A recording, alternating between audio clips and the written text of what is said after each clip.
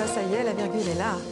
Ah, la petite virgule est là. Comment allez-vous, Linda? Très bien, merci. Je vous écoute parler tous les deux, là.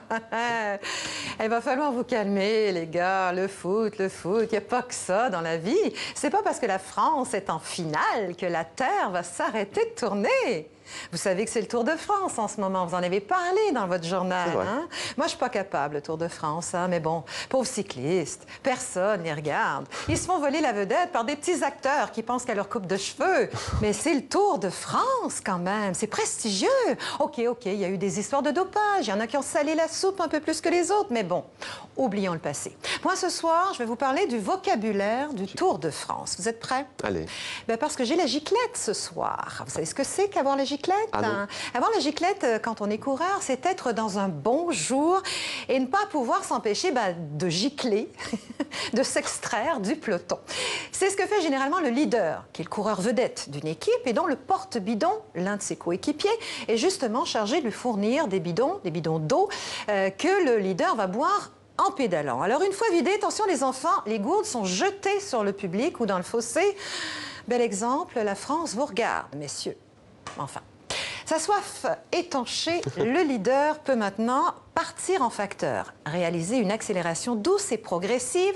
Il peut aussi sucer la roue de son adversaire, se positionner derrière pour profiter de son aspiration, à moins qu'il ne décide de fumer la pipe, de pédaler sans se fatiguer. Ça va, Mohamed, vous suivez? Je suis. Bon, parce que, accrochez-vous, là, il va y avoir une petite montée.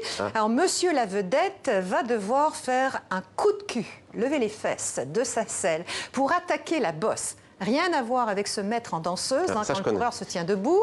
Voilà. Faire un coup de cul, c'est juste pour franchir l'obstacle. Mais voilà qu'il se trouve soudainement pris en chasse-patate, coincé entre deux groupes. Il va tenter un sprint, mais il est où le poisson pilote? L'équipier pris en faute se fraye un passage, double la star et lance son sprinter vers l'arrivée finale. Quelle machine! S'exclame le commentateur de France Télé. Arrivent les retardataires pour se donner du courage avant l'ascension. Ils forment un gruppetto, un petit groupe en italien. Reste la lanterne rouge, c'est le dernier du peloton. Il a bâché, abandonné. Il monte dans la voiture balai.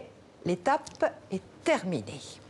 C'est passionnant le vélo, vous ne trouvez pas? Passionnant, Linda, le vélo. Et pour un sport individuel, c'est quand même très collectif. Hein. Vous voyez, les équipiers tentent toujours, dans la mesure du possible, de rester groupés dans les étapes. C'est un vrai travail d'équipe, mais j'ai gardé le meilleur pour la fin, Mohamed.